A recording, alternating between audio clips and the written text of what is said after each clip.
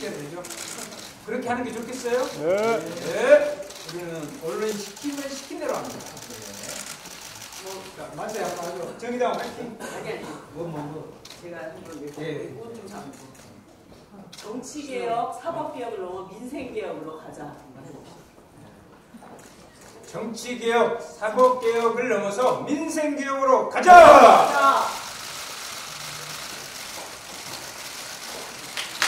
네, 조금만 더 들고 계세요. 예, 조금만 더 들고 계세요.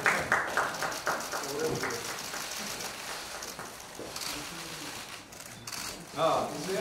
네, 고맙습니다.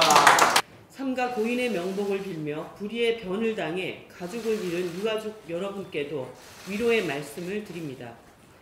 정부는 모든 역량을 동원하여 실종자 구조에 나서고 한국에 있는 탑승객의 가족이 상황을 정확히 파악할 수 있도록 가능한 모든 조치를 취해야 할 것입니다. 악천후인 상황에서 왜 유람선이 운항을 했는지 사고 원인에 대해서도 철저한 조사가 있어야 할 것입니다.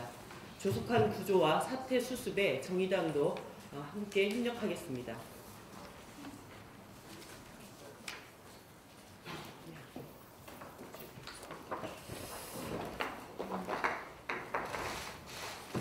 제20회 서울 키어 축제가 오는 1일 서울광장에서 열립니다. 사회적 편견과 차별을 극복하고 이 행사를 준비해 오신 주최 측과 성소수자 여러분들께 연대의 말씀을 전합니다. 성평등은 우리 헌법의 정신이며 세계 인권 선언을 비롯해서 수많은 인권 헌장이 지향하는 보편적인 가치입니다. 이성애가 찬성과 반대의 대상이 될 수 없듯이 동성애를 비롯한 성적 지향과 성정체성에 대해서 찬반을 논할 수는 없는 일입니다. 성소수자는 그 자체로 인정받아야 할 우리의 이웃이며 동료 시민입니다. 그러나 우리 사회 성소수자들의 삶은 평등과는 거리가 멉니다. 군형법의 추행죄처럼 여전히 동성애 그 자체를 처벌하는 낡은 법률이 존재하고 있습니다. 국가인권위원회의 2017년 조사에 의하면 성소수자의 90% 이상이 온라인과 오프라인에서 모두 혐오 표현을 경험했습니다. 성소수자 청소년의 47%는 자살을 시도한 적이 있다는 다른 조사 또한 있습니다. 난무하는 차별과 혐오로 인해서 성소수자들은 하루하루를 공포와 고립감 속에서 살아가고 있는 것입니다. 하지만 많은 국가들은 성소수자들에 대한 개방적 태도와 평등한 정책으로 민주주의를 더 발전시켜 나가고 있습니다.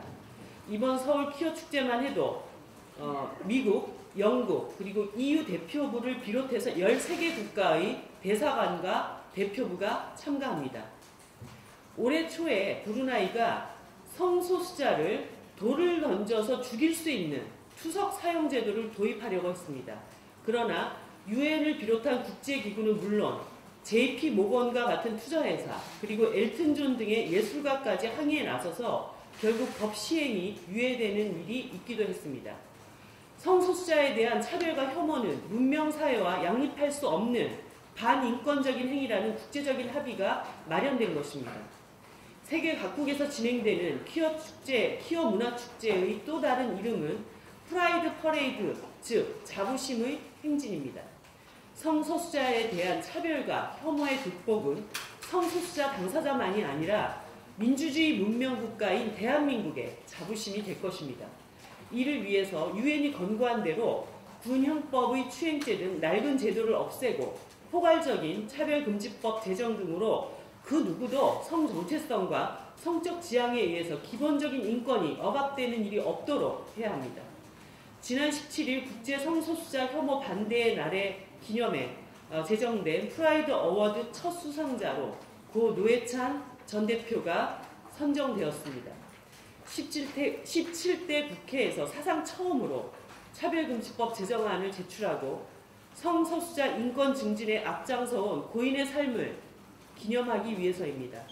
정의당은 노 전 대표의 뜻을 이어서 성소수자가 당당한 나라를 만드는 데 앞장설 것을 다시 한번 다짐드립니다. 한 가지 더 말씀드리겠습니다.